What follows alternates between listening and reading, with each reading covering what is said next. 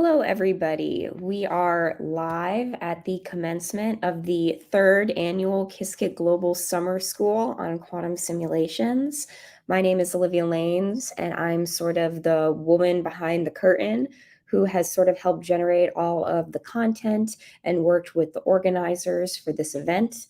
We're really excited that this is the conclusion of the third annual summer school. We've had excellent participation this year. I'm so excited that we have been able to have you all participate from all over the world. Again, this is a global event. So we've had so many people from 113 countries participating, and it all wraps up today with a panel from some of the most knowledgeable and interesting and people in our field who are going to be answering all of your questions. Next slide. So congratulations. Again, you did it. This is a pretty intensive summer school. It's only 2 weeks long. Most summer schools are longer, but we tried to cram as much useful information into 2 weeks as possible. And if you have made it to this point and you've watched all the lectures and you've done all the labs, sincerely, big congratulations, because I know it's a lot of work. And if you are a professional or if you're still attending school at this time, it's a big commitment. It's a big chunk of time. So thank you for your participation and your commitment to learning new material that can be very challenging when you didn't have to. Next slide. Next slide, Paul. Oh, thanks. So this is some of the data from the last Global Summer School. This is our global reach map. You can see we had 113 countries represented. Like I said, 5,000 registered students. We completely sold out our summer school for the third year in a row, which is just amazing. Most of you didn't have prior experience with Qiskit. Or some of you didn't have prior experience with Qiskit, almost a third.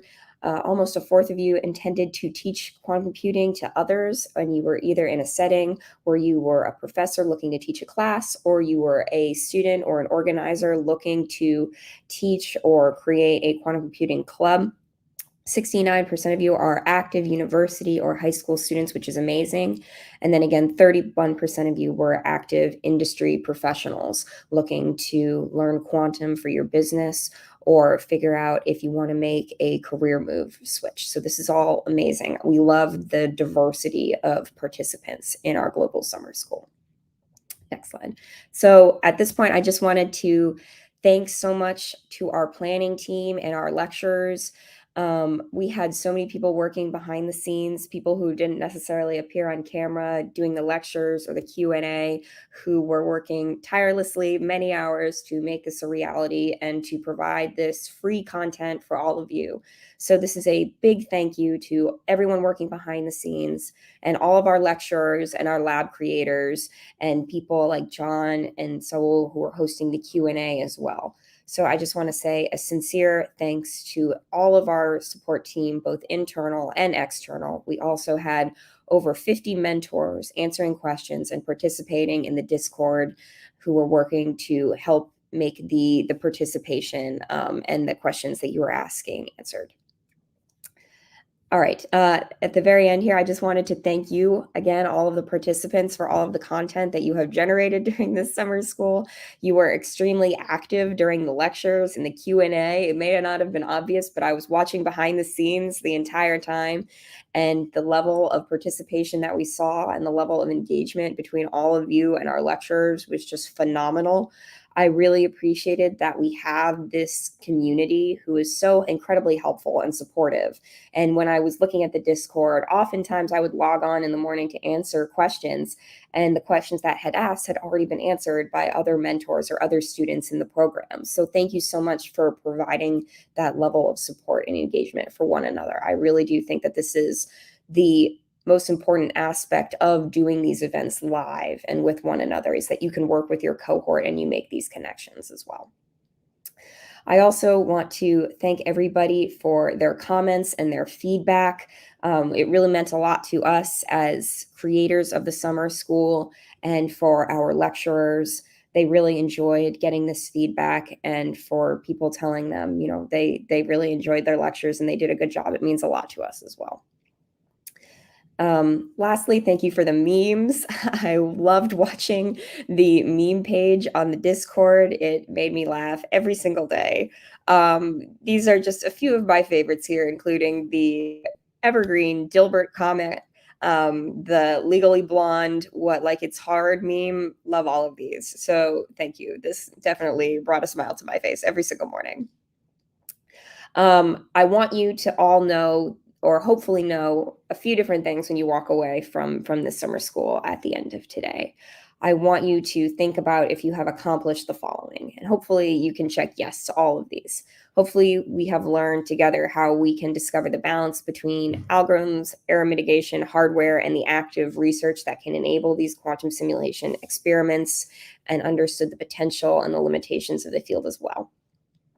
I hope that you have learned how to apply what you were taught in some of these lectures in Qiskit, and learned how to apply what we learned on the labs as well. I think that it would be excellent if you are now able to confidently apply these different individual learnings to specifically learn how to simulate a molecule's ground state, how to measure fidelity, and how to know if you're moving in the right direction or the wrong direction, and how to observe when you're running this on real hardware, the differences. And lastly, I hope that we can talk about today, or if we haven't already, how to cut through the quantum hype and explore the fundamental work that's going into quantum simulation in this sort of noisy hardware era, because I know that there is a lot of excitement around quantum computing. Some of it's fact, some of it's fiction. It's always been my opinion that we don't need to overhype the field at all, because it's literally already mind-blowing and it's already super exciting. There's no need to exaggerate. So with that, I hope that you will keep these few last reminders just in the back of your mind. Remember that Wednesday, August 3rd is the deadline for lab submission at 11:59 p.m. Eastern Time. And Friday, August 5th, is when the Discord servers are closing at 5 p.m. So if you meet any people that you want to make connections with and that you want to keep chatting with, possibly outside the Discord, make sure that you get their contact information. And if you're interested in keeping up with us and with Qiskit in general, if you want to participate in the next challenge, in the next summer school, make sure to follow us on Twitter, follow Qiskit on Twitter, and join us on the public Slack as well. All right. At this point, I am ready to introduce our lovely panelists. We are going to be discussing current state-of-the-art discoveries in quantum simulation, quantum computing, and the potential of the field as well, the accuracy and possible applications, and then hopefully at the end we'll have time to also discuss how to stay involved in the field. So first, I want to introduce Christine Muschik, who is a professor at the Institute for Quantum Computing in the Department of Physics and Astronomy at the University of Waterloo. She is also an associate faculty member at the Perimeter Institute for Theoretical Physics. She joined the University of Waterloo as a faculty member and started the Quantum Interactions Group a few years ago in 2017. So welcome, Christine. We're super happy to have you here today. Next, I want to introduce Shabani, who has previously worked closely with Microsoft Research on hybrid semiconductors and superconducting heterostructures to study topological superconductivity. He is now a professor at NYU and is an expert in quantum materials and devices for computation technologies. And he has also won numerous awards, including the Young Investigator Awards and awards from the U.S. Army and Air Force research offices. Next, we have Andrew Childs, who is a co-director of QuICS, I think I'm pronouncing that correctly, and a professor in computer science at the University of Maryland. He is also the director for the NSF Quantum Leap Challenge Institute for Robust Quantum Simulation. His research interests are in theory of quantum information processing, quantum algorithms, among many other things as well. And lastly, but not least, we have Antonio Mezzacapo, who is a principal research scientist with us here at IBM Quantum and a technical lead for applied quantum computing research at the IBM TJ Watson Research Center. He works on quantum algorithms to address hard problems in a wide variety of different areas. So thank you all panelists for being here with us today. We really appreciate it. I know we have a lot of students in the chat right now who have already asked me handfuls of questions, so hopefully we can at least get to most of those today. But why don't we sort of start with not a softball question, but probably the question that's at the forefront of a lot of people's minds when we talk about quantum simulation, which is, what areas are you most excited about that you could potentially see an application for in the future? Not necessarily in the short term, but even in the intermediate or long term. And maybe I will pass this off first to Andrew. Yeah, thanks, Olivia. Yeah, I think, there's frankly, I think a lot we don't know about, what quantum simulators will be useful for. And I think there's a lot of research about, going on now that's going to be, informing that. So, I think probably, I understand you've been talking about chemistry quite a bit in the school, and I think that's kind of an obvious application area. I think that there's, interesting potential for sort of other areas of science. So, in condensed matter physics and even like nuclear and particle physics. But, I think that really we need to do a lot to better understand, how actually we can apply quantum computers to, concretely answer questions in these areas. We have a lot of, I think, a pretty good understanding of like basic tools that we can apply, but I think there's a lot more to be done to understand exactly how to use them. Awesome. Thanks, Andrew.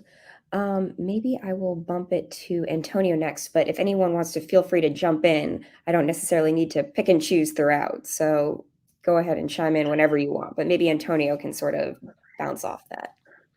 Right. So I think there is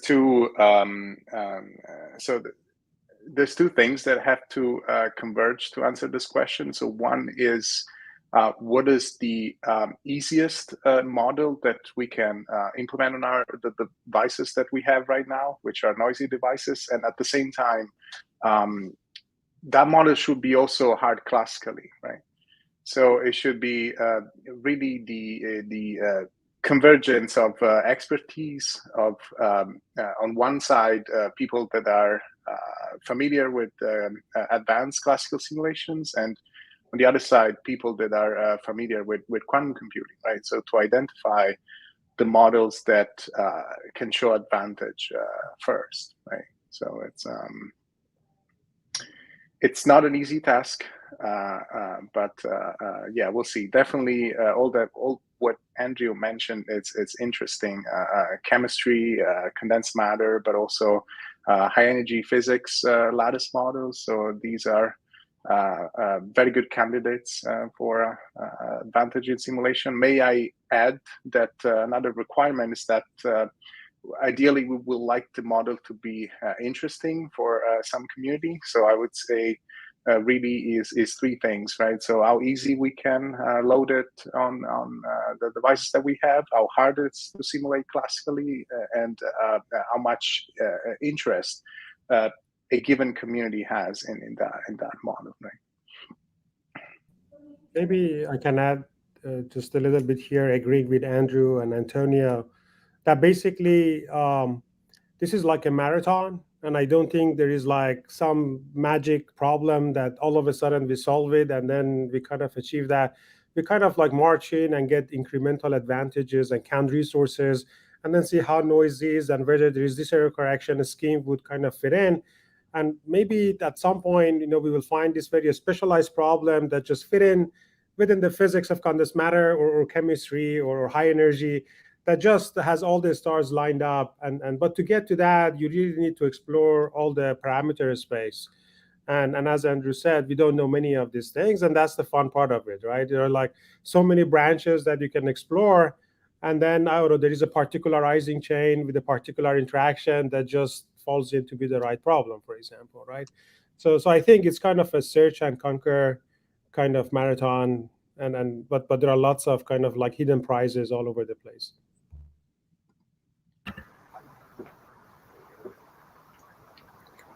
Awesome. Maybe last we can ask Christine, because I know, Christine, your research sort of focuses on a different aspect of quantum simulation. Yes. So my three favorite applications have already been mentioned. So quantum chemistry, second, condensed matter problems, and third, and last but not least, problems from particle physics. Particle physics described by lattice gauge theories are my personal favorite, in particular to look for quantum advantage in the near and intermediate future, because I do believe that there are different difficulty levels, right? So there are the easy problems that we can also address with our classical hardware. And then way up are the very, very hard problems. I mean, there are hard problems like NP hard problems, where I believe nature is probably not so kind to us humans to let us efficiently solve it. But there is an intermediate category, right? So which is not incredibly hard, but still that we cannot access with our classical devices. At least we don't know how to do this currently. And one big example is if we want to understand, for instance, fundamental particle interactions. So for instance, like quarks and gluons interact, the standard model of particle physics. It's in a sense surprising that this field in itself run on classical supercomputers is as tremendously successful as it is, because it's a fundamentally quantum problem that we are trying to solve with a classical computer, right? Yet, even so, this field is so incredibly successful. There are certain problem classes that we, I mean, by we, I mean humans, or society as we are right now, we don't know how to address them. So for instance, lattice gauge series with time evolutions. So with real-time evolutions, I mean really everything which is dynamic. In this case, all these extremely successful toolboxes with Markov chain Monte Carlo completely break down because you develop a sign problem. And so they're like tremendous open problems in modern physics that we cannot address. But for a quantum computer, there is in principle no roadblock. There's nothing that prevents us from tackling these problems in principle. Similarly, if we stick with the example of lattice gauge series, so fundamental particle interactions in high energy physics, if you have chemical potential, which just means you have problems which have a high density of fermions around, again, so this incredibly successful toolbox does not apply. Yeah? So you can really not even begin to answer these questions, like what happens inside a neutron star or at the beginning of the universe, like in these scenarios with large fermionic density. And so this is in an intermediate, hopefully intermediate regime where it's you shouldn't have any fundamental roadblocks, but you might be able to address them with a quantum computer and ultimately achieve the goal of learning something, learning new physics that you could have not accessed in any other way, so with any of the known methods on normal computers. Yeah, I totally agree. And I think it's super interesting. I sort of group two different types of quantum simulation problems in my mind, whether that's entirely true or helpful, but the problems that have applications that I can sort of understand, like working on different materials or battery simulations, and then sort of more what you were talking about, Christine, is understanding the fundamental nature of reality. Yeah, and nature, what is allowed by nature and what is not allowed. Yeah, that's awesome. Okay, so maybe we'll move on to the next question. So the next question I have for you all is there likely to be an exponential speed up found from quantum simulation? And does that even matter? Would it still be beneficial even if we discover a speed up that is smaller than exponential? And maybe I'll pass this first off to Giovanna. Yeah, sure. I guess, I don't think if it matters.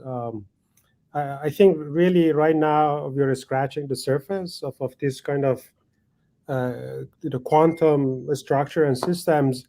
And if you don't know what you're playing with, it's hard to kind of also say what I'm going to achieve with it, right?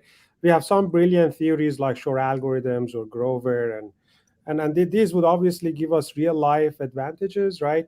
But we don't have a quantum computer, so I can't play with it right now and then tell you exactly what I get. And there are real life challenges, as we kind of scale up and get better. But I think there are lots of interesting problems that just come with understanding of it, right? If I can write a Hamiltonian for a system, then quantum simulation would be very natural. Like, I guess that's what you were also alluding to, like the high energy physics and all that, right? But then maybe I want to solve, I don't know, traveling salesman problem, right? And to code that into a computer is kind of hard.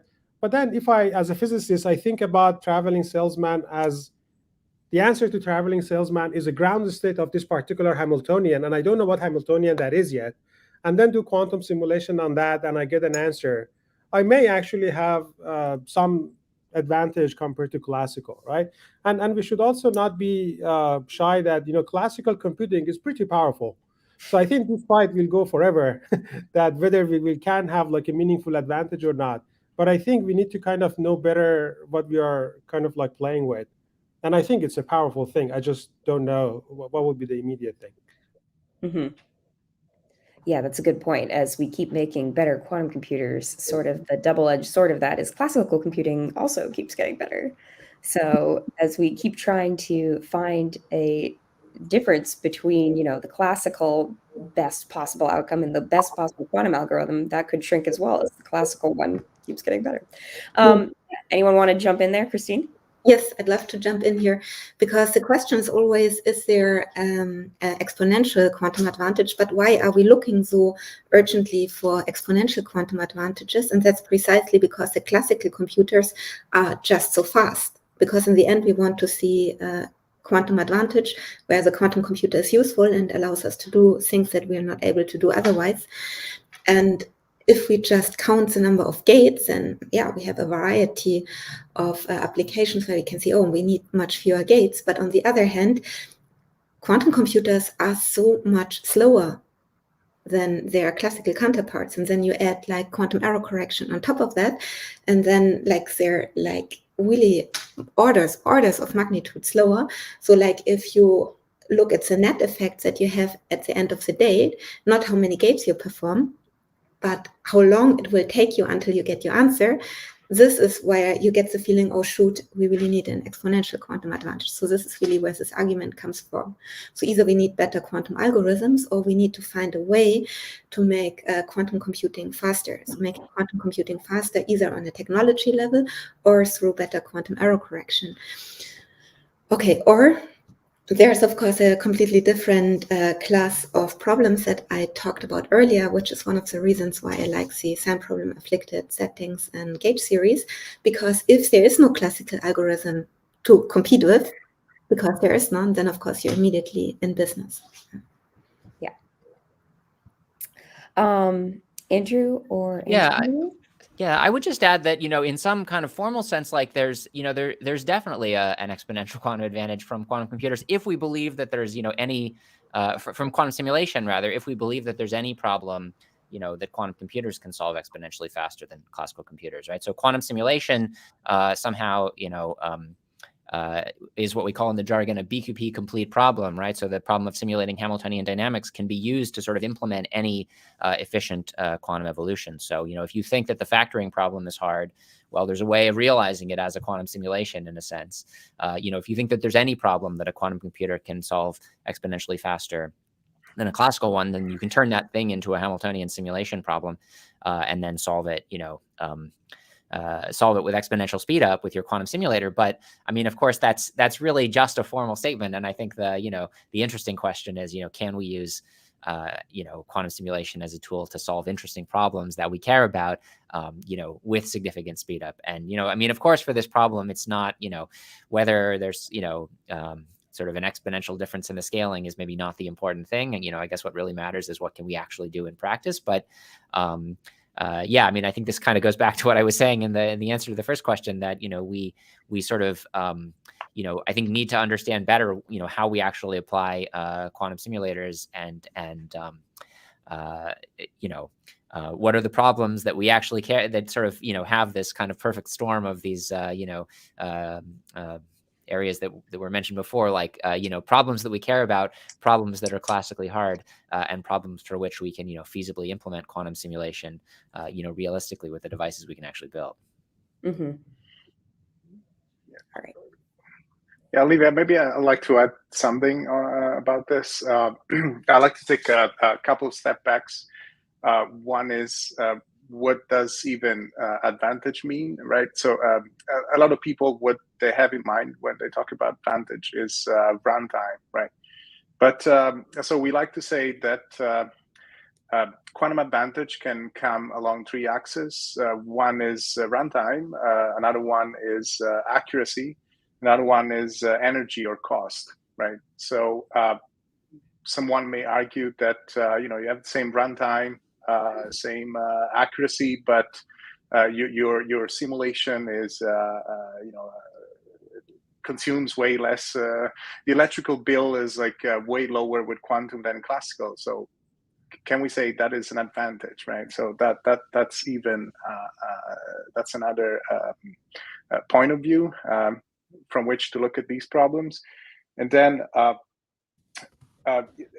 it's very delicate to again even understand what advantage means. So there is different kinds of separations for between like quantum and classical problems, right? So the most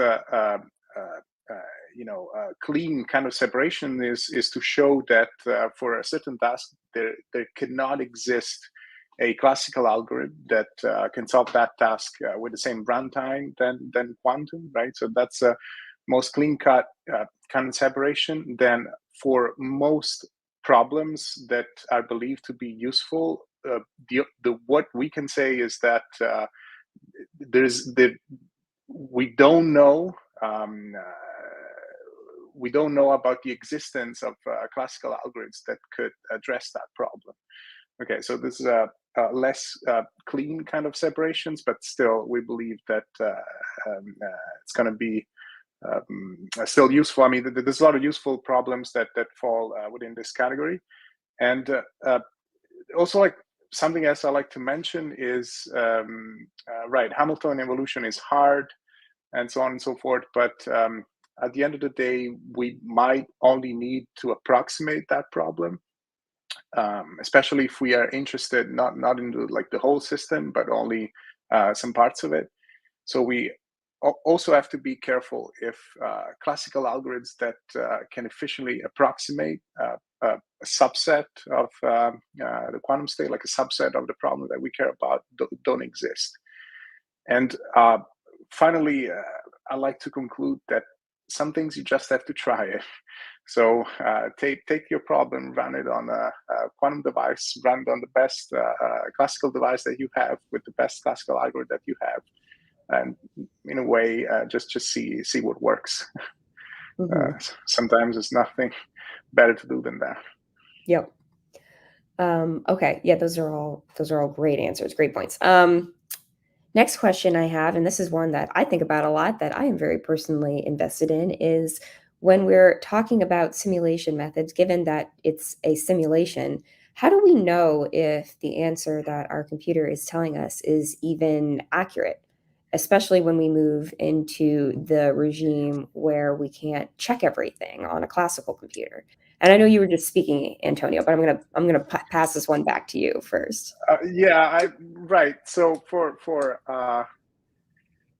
some tasks that can be said, for example, you can say that for ground state energies, right? So if you can show that your algorithm is variational in the sense that any ground state energy that is spit by your algorithm, you can guarantee that that's going to be an upper bound to the actual ground state energy. If your algorithm satisfies that condition, then the lower the energy, the better. So for that class of problems, yes, we can say that. Dynamics, I think it's more complicated. And again, I think for some other tasks, the best we can do is to double check with classical computers up to a certain problem size, and then just see what happens.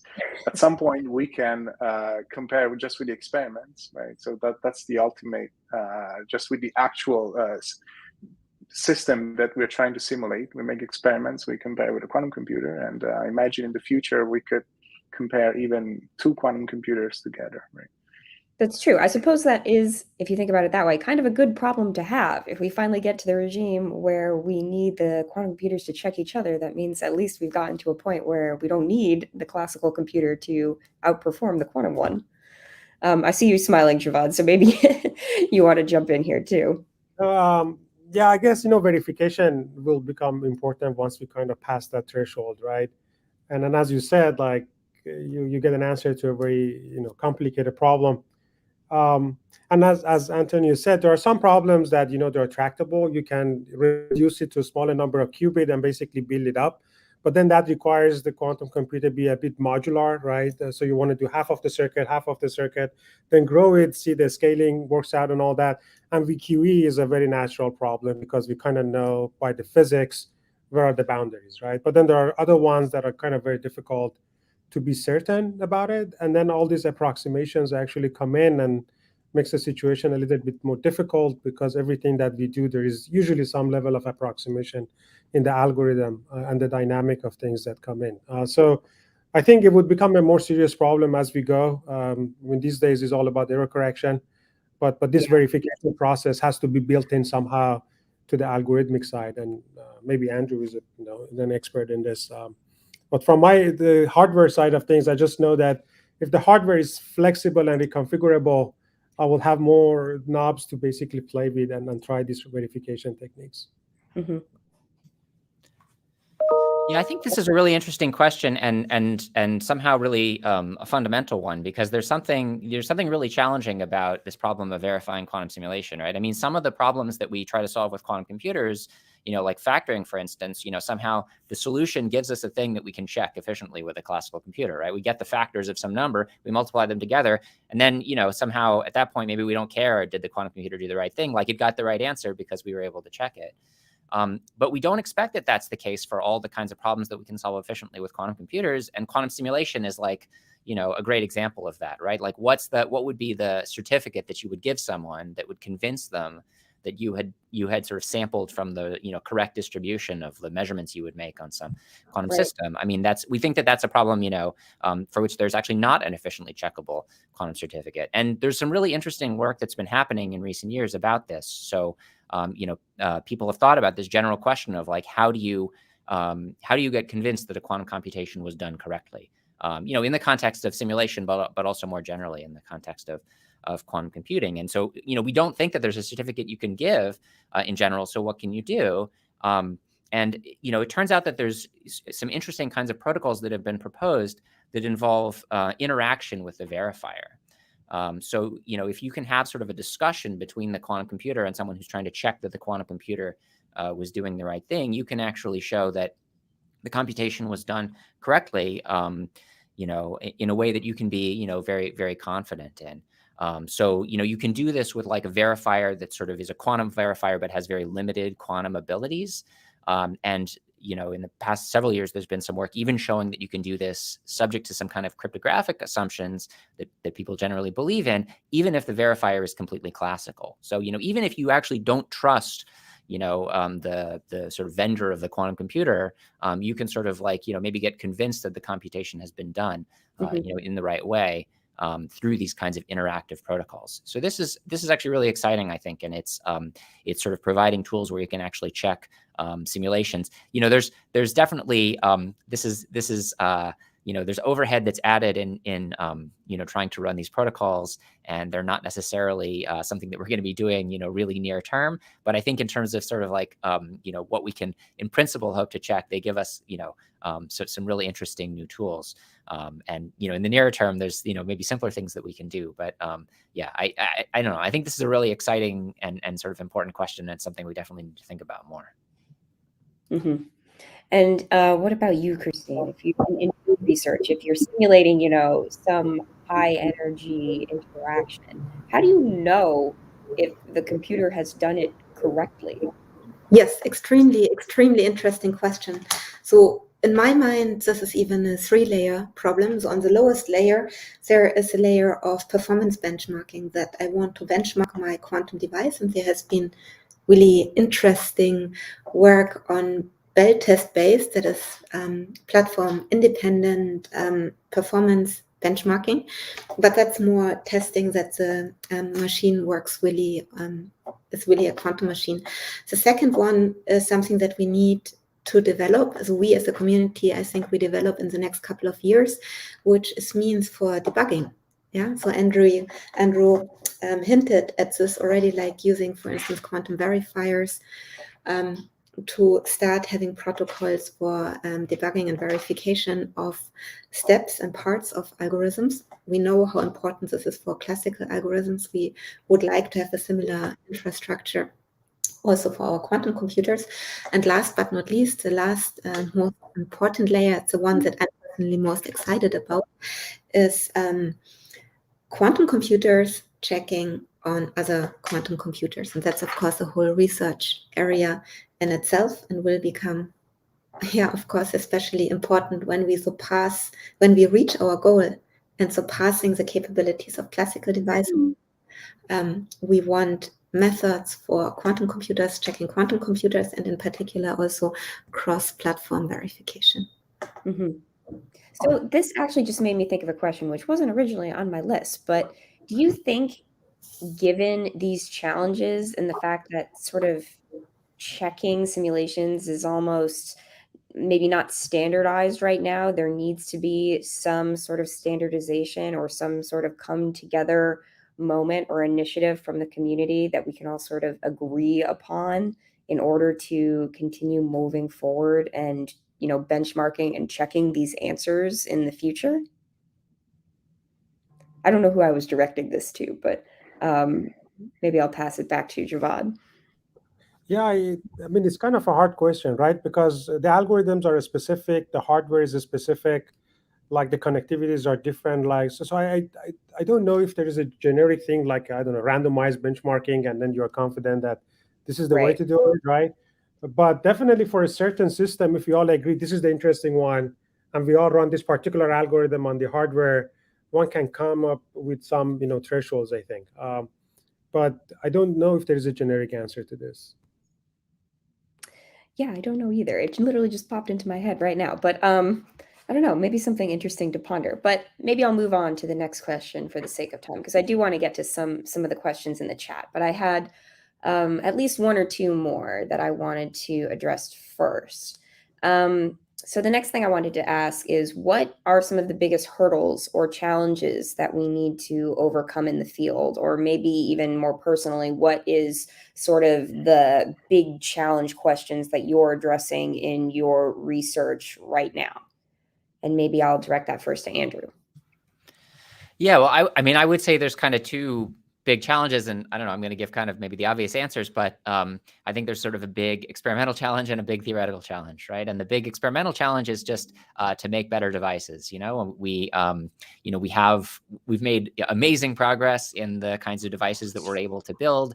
You know, there's still much smaller and especially noisier than we would like them to be. So, you know, we're really far from having, you know, something like a fault tolerant quantum computer. And so, you know, I think a lot of hard work has to go into, you know, figuring out how to advance experimental systems to the point where we can run the kind of, you know, large scale algorithms that we sort of dream about. And on the theory side, I mean, there's many interesting theoretical questions, you know, many of which we've talked about already. But I think that this sort of problem of like finding concrete applications and really thinking in concrete terms about how do we apply quantum simulators to answer, you know, questions that we sort of agree are interesting and, you know, classically hard and quantumly tractable, you know, figuring out in really concrete terms, you know, how do we do scientific discovery with quantum simulators? I think this is something that, you know, needs a lot of focus. Mm-hmm. Yeah, anyone can go next. Maybe Christine? Yes, I was thinking about going next. So firstly, the biggest challenges. The biggest challenges, there are 5 obvious ones. Now we have to scale up quantum hardware. We have to find good ways for error correction. We should find ways to make quantum computing faster. We have this big issue of verification and validation. And of course, as Andrew said, we need to pinpoint the applications. Yeah? And so on a more personal note and getting more concrete, I personally feel that even the way how we want to do it, so this search is not over. I really feel that the search has only begun. And I feel that we should explore also very alternative frameworks. So I can give you two examples, which are from my personal research. So for instance, we are very used to thinking about the gate-based model. We think of a quantum algorithm as a sequence of quantum gates, but that's not necessarily how you have to do it. So for instance, you could do an entire computation measurement-based, where in principle you don't need any entangling quantum gates, so you can do everything just in terms of entangled states and out the computations from measurements. So like we looked, for instance, how can you do an entirely VQE, finding ground states in a measurement-based paradigm. Yeah, so this has very different features. Or another favorite one of mine, you can do an entire quantum computation, not with unitary operations, but you can do it with dissipative mechanisms. Yeah, so you can really do it with dissipative maps in a probabilistic way as opposed to having unitaries. And so you can even counterintuitively, you can even do error correction through dissipation. Yeah, and so if you consider these very different frameworks, you will find wildly different properties. And yeah, I think the search is not over. We should keep exploring these very different Ansätze, so to speak, and also perhaps in the end learn from the different ones, possibly gaining inspiration from them or combining them, and maybe one is even a solution to one of the long-standing problems. So the hardware problem might also be a theory approach in the end. Mm-hmm. What about you, Antonio? What is the hardest thing that you are working on right now? Right, I would say on the, on the theory side, it's not an easy challenge to try to predict the performance of something that you cannot simulate, and we have some tools for that. For example, like concerning Hamiltonian simulations, we have these error bounds, right? And here, obviously, Andrew is like a word expert on that. But the guidance that those error bounds can give us is somehow sometimes not very useful, right? Because, for example, for like a long time was believed that product formulas were not optimal because just because we had very loose error bounds, so it was not really we could say about that, but actually Andrew showed that that's not the case for some systems, right? And so that's one. Another one, for example, is how do we design quantum native variational Ansätze, right? That's also a very hard one because, again, you can give all the theoretical insights that you want, but at the end of the day, you just have to test it and see if it works. And then lately, for chemistry, chemistry is a special one because we also have the measurement problem, right? So it is even suppose that you have created the quantum state that you're interested in, even measuring something like the energy of your system is challenging because there's just many terms in that Hamiltonian that we have to measure. And so there's like a whole line of research, which I have, me and my coworkers contributed a bit, which is trying to ease this measurement problem. So try to design estimators that will get you precise estimates of the quantum quantity that you're trying to estimate with the least number of measurements. So until we have these fault tolerant quantum device or a very good noisy quantum device, and we can actually try things, the theoretical tools that we have, they're a bit limited.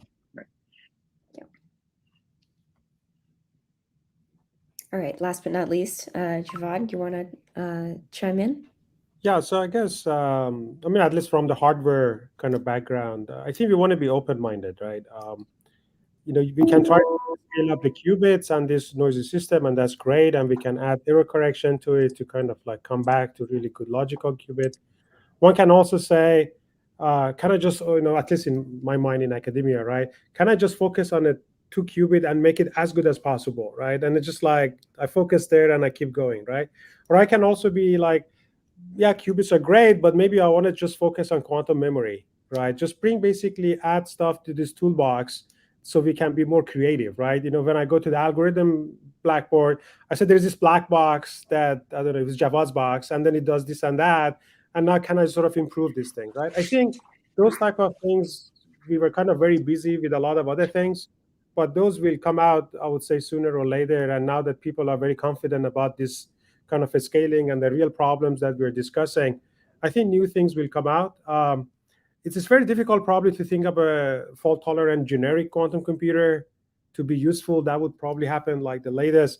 But sort of having a specific hardware to do a specific interesting problems, that could be very interesting. But I guess we still need to figure out what is that and how is that and how much advantage do we really need. Like, I mean, if I have something that works, predict financial market, I need to be faster by 1 millisecond. If I basically put the bets first, I make money. I don't need to be exponentially faster, right?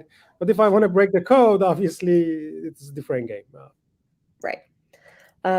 Yeah, I think sort of the takeaway from this is we have a lot of work to do, but that's fine. That's what makes it fun, right? If we didn't have any work to do, we wouldn't have jobs, I guess. So next question, I think I'm going to start pooling from the students in the chat. So I think this is a fun question. This is a hypothetical. So panelists, if you had an error-free, let's just say a fault-tolerant quantum computer right now, what is the first thing that you would simulate on it? I'll give you a second to think, but maybe I will ask Christine first.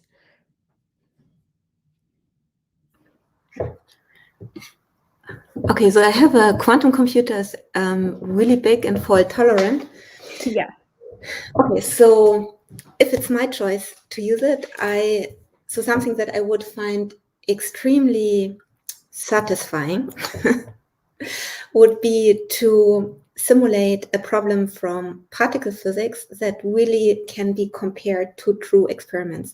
So for instance, I would simulate particle-antiparticle pair creation, electron-positron pair creation that happens if I shine an intense laser field on it. So the laser field has to be provide as much energy density to bring virtual particle-antiparticle pairs into real particle-antiparticle pairs. And these are experiments that are dynamical. So Markov-Chain Monte Carlo can absolutely not calculate that, but there are experiments underway at the ELI facility where they're actually going to do this. Yeah. And so my dream would be to make touching base, yeah, so basically where we with the quantum simulator come from one side, but from the other side there are the actual measurements, and then we can really make this bridge. So at the moment it's only a dream, yeah, because in my area, these quantum simulations of particle physics, we're doing benchmarking models, right? So we're having simplified models, low dimensional, and like we have to work our way up. But if somebody gave me a full-fledged quantum computer, I would immediately make this link to our energy physics experiments where the two areas merge for the first time, and then we can take it from there. Because once you have reached the stage, then quantum computers become useful for this area, because then we make predictions. So for instance, new particles, new types of tetraquarks, pentaquarks, and so on and so forth. And then at particle colliders, you could test that. This is even further ahead. So the first step would be for a fairly normal theory like QED, touching really base and making this connection. So that's the first thing I would do, and then building up from there. Awesome. Okay, maybe Antonio, what is the first thing that you would do, or what would you simulate with a fully fledged quantum computer? I assume that breaking encryption is not an acceptable answer. So no. Yeah, definitely. Particle physics is a very fascinating topic. It's answers the fundamental questions that we all dreamed about or answering as physicists when we started, right? So that would be very cool. From a science point of view, and then obviously there's thousands of applications for both scientific and commercial relevance, right? In again, chemistry and material science and things like that. Cool. Andrew. Yeah, so there's a kind of system that we've used as a benchmark for a lot of the kind of algorithm development, which is a kind of a simple, one-dimensional Heisenberg model, with a kind of random magnetic field on the sites, which is something that's quite simple, but for which there are questions that, since it seems to be hard to simulate classically, I guess condensed matter physicists don't understand exactly about sort of, transitions between different kinds of phases, where the system is sort of, what's called many body localized, or whether it sort of is in a regime where it sort of self-thermalizes, through its own dynamics. So, that's a kind of simple system that we've used a lot as a benchmark in sort of analyzing different kinds of algorithms. So that would be the first kind of thing that I would be inclined to put on the machine and see how it compares to the kind of, estimates that we've done. The estimates that we've done in kind of algorithmic papers. Mm-hmm. All right. Last Javad, what would you simulate first? Yeah, first I will give a Nobel Prize to whoever did this and gave us the computer. Then I don't know if the algorithms are that well established, but at least from my limited knowledge, I think we can save lives, right? I mean, for weather forecasting, right, you don't need to be exponentially faster. There are classical algorithms that would take 5 days to, simulate some weather, but with the quantum computer, presumably you have Grover advantage. So you can actually maybe just predict and evacuate and do that. Drug discovery obviously has been one of the big promises, right, toward cancer or others, but also fertilizers, right? And that would help with global warming and other advantages that could come out. I don't know how direct that is, but definitely those quantum chemistry directions are directions that could have really big impact, right? But then, once we are done with all of that, there are really like interesting physics problems that will get very difficult. All this many-body physics that Andrew mentioned, some of them, right? These are like long-standing problems that 20, 30 years, we just can't get our head into it. And we have like 16 particle simulation on a classical computer, and then we kind of like dotted line to some physics. So I think our overall deep understanding of where we are in science will just get deeper, right? And then by then, there will be always surprises that we don't know. And I think that would be a super exciting place to be. Can I just jump in and say, I'm skeptical about the weather forecasting, and I don't know if all of these, sort of applications that you mentioned, I don't know how well it's understood, how well we can solve some of these problems. But I think the great thing would be that we could try things out, right? So if we really had this, which I think maybe you emphasized before. I mean, I think actually having this machine would probably let us discover algorithms that we maybe can't even imagine now. So this would be great.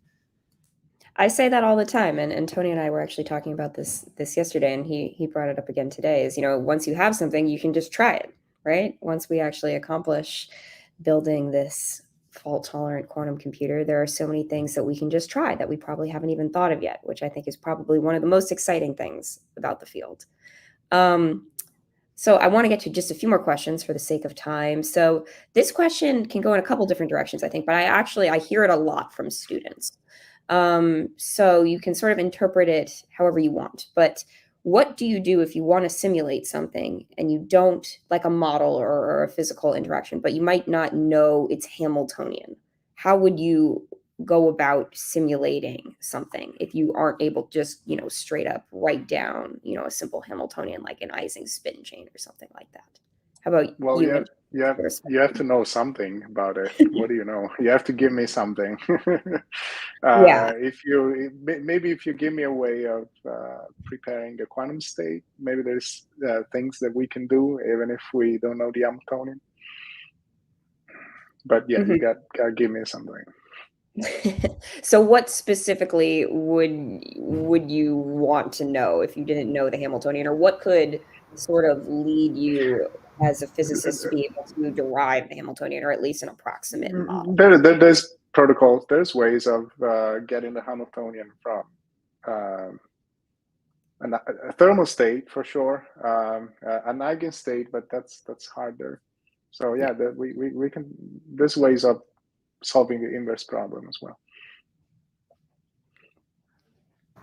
Yeah, in a sense, and many people are doing this already, right? So it's like this whole business of model building. So for instance, we see that there's an effect going on that we consider interesting or useful, and we want to understand the effect. And so what do we call understand? So usually we call understand, oh, we have a simple model that explains it. So I try to write down different Hamiltonians, or I write different models and see whether these, so for me, model and Hamiltonian is almost the same. I'm writing different microscopic descriptions or Hamiltonians down in order to see whether they can give rise to the effect, for instance. And if they give rise to the effect, then I can start comparing with reality. So this would be the process of model building. Okay, yeah, I think those are both really great answers. One other question, or I think we can fit in two more. So first question is, we haven't really talked about this so much yet, but in an industry, what do you think the applications for quantum simulation might be for more of an industry scale or a global scale, not necessarily in an academic setting? Actually, I'm going to set up Andrew for this. So as you saw for the weather forecasting, right, there are so many ideas out there, and probably they're all doable, but which one is really fitted for quantum? That becomes a next level kind of question, right? I mean, there are very famous people talking about famous algorithms and these applications, but when it comes to real implementation and really making money off of this, you have to really dig in deeper. I guess I will pass it to Andrew, at least for the ones that maybe are known. Yeah. I mean, I don't know. I don't know that I, have a great understanding of, what exactly to do of commercial relevance with quantum simulators. But I mean, I guess that, things we hear a lot about are sort of, chemistry and material science, basically, right? So I think we can imagine, things like designing catalysts, designing pharmaceuticals, designing, superconducting materials, these kinds of things. But as I said, I think we need to, be more concrete about, how exactly we approach these kinds of questions. I don't have a great answer. Well, maybe I can say something as a industry representative. I think, well, that's exactly the reason why we have so many enterprise partners in our quantum network, right? So trying to answer this question by ourselves, we don't believe in trying to answer this question by ourselves.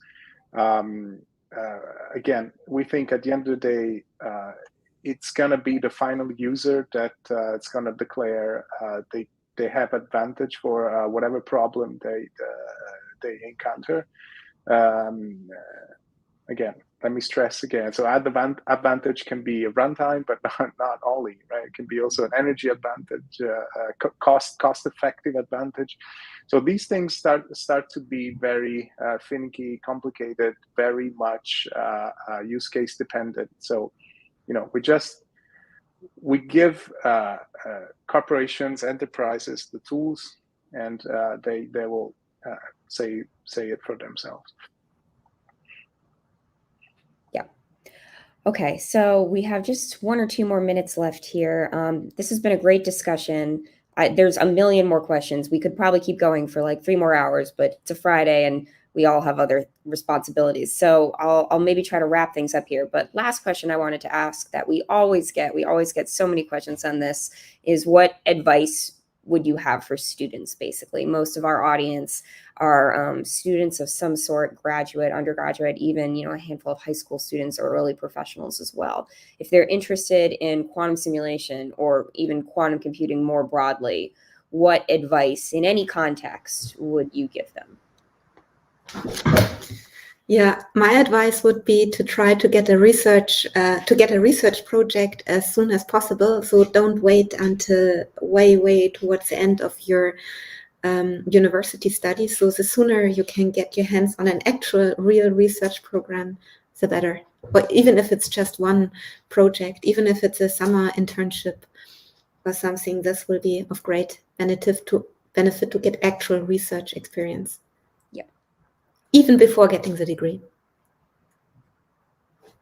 Totally agree. What about you, Andrew? What sort of advice would you give, or do you give to your students? Well, I think Christine's advice is fantastic. I would definitely echo that. I think that's, that's a really something I definitely encourage students to do. I think, finding something that you're really excited about and find personally interesting is really important. I think that, you shouldn't work on something because it's the hot thing that lots of people in the community, are focusing on. You have to find something that's going to keep you up at night, thinking about. So, yeah, I guess that would be my suggestion. Yeah, that's a really good point. Plus, a lot of the time, the things that are the hot button topic or the issue of the day it's a saturated field, and you sort of want to make a name for yourself doing something a little different. Antonio, maybe I'll bump it to you. Well, I would say I would say just try to maybe refine your critical thinking about problems. So I think we all have experienced that as our research career progressed. We have a better and better understanding of what does working on an interesting problem even mean, right? So I would say try to refine that as soon as possible, and you will start to come up with your own interesting ideas to work on, and I think that's very exciting. And again, as Andrew said, don't just necessarily jump on whatever is the hot research topic at the moment. Everyone is working on. Right. Javad, any advice? Yeah, sure. I guess if you're asking this question and you have been in the summer camp, you have had a head start, which is great. But I would say build on your strength and your interest. If you're excited about something, just follow your passion. That's usually the best way to do it. And remember, in quantum computing, as you probably heard, and the takeaway message is that there are many directions here, from computer science angle, physics angle, high energy, condensed matter. There's always a way that you can couple in. So don't be, discouraged if you're not on the mainstream line right now. Things change, and there is all the interest. I mean, the excitement for me is on the surprises, and you never know where those happen. And this is a marathon. But what I guess it came out of this panel is that we also need to be concrete, right? We can't just hype it up. I guess Olivia mentioned this at the beginning, and everything is exciting. And what do? We don't know what to do, right? So if you just kind of plug in, follow your interest, build on your strength, and try to kind of find concrete path, I think that's the best thing one can do for the next generation. All right. Thank you guys so much. We are out of time. Like I said, we could have kept going. We have so many more questions that we weren't able to get to, but thank you again so much for your time for today and for talking to our students and giving them some insight that you guys have as experts in the field. I know I really appreciate it, and the students really appreciate it. They've all said thank you a million times over. So yeah, I guess this is the end of the summer school. This is sort of the conclusion. Thank you again to the students so much for being a part of it. It was a really rewarding experience for all of us as the organizers. I hope it was as rewarding for you. Some next steps that you can take are, subscribe to the YouTube channel. We even have a seminar series that's going live right about now. Actually, it takes place every Friday at noon Eastern time. So if you're interested, we talk about different research subjects, and we have a lot of different speakers every single week. So feel free to tune in and subscribe for that. And otherwise, just keep up with Qiskit and the work that you've done here with us, and stay in touch. Thank you so much for your participation.